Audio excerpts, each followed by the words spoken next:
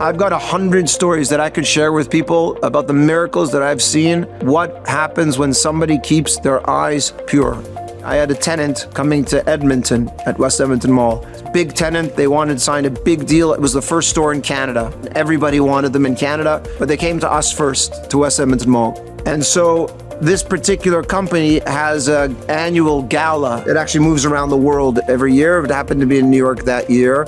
And they sent me tickets to go to this gala. My wife and I were living in Edmonton. We were super excited. We got on a plane and we flew to New York.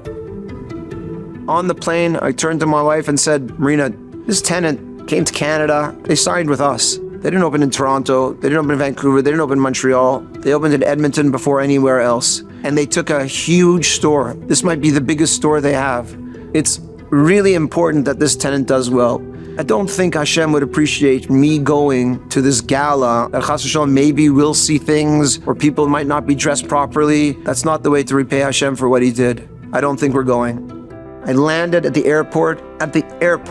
I called the head of real estate of this company and I explained to them, I'm giving you these 2 tickets back. The head of real estate's like, are you crazy? You're the first person that's ever returned 2 tickets to this gala. It's harder than the Met Ball. I'm like, no, I'm not crazy, but I'm an Orthodox Jew. I'm not going to put myself in an environment where I don't believe it's right for me to be. And in return, do me a favor. How much money do you think the store will do? What would you be happy with if your store did in the first year at West Edmonton Mall? Said if we do $15 million in the first year, we'll be ecstatic. I said, okay. I make percentage rent on top of the 15 million. That was their higher threshold. So on any sales that this tenant would do above $15 million, I make money. I said, so you know what? I'm going to give you these 2 tickets back because there's no way that I'm going to repay God, repay Hashem by going to this gala after he did this for me. And when your store opens up and you do double what you expected to do year 1, you call me back and let me know that you appreciate I gave you the 2 tickets back. Year 1, they did $29.8 million in sales, double what he anticipated on doing. I had the #1 store in the entire chain globally that they had that year.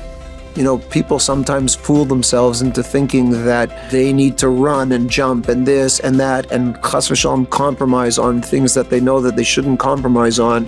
When you go outside of your comfort zone, when you understand that Hashem controls everything, when you keep your eyes pure and you say, Hashem, I'm doing this because I believe that you run everything, please help me, you will see miracle after miracle after miracle. It's not easy to do, but I promise you, if you always do what you know to be the right thing for Hashem, as illogical as it may sound in business, it just matters if it's logical to Hashem.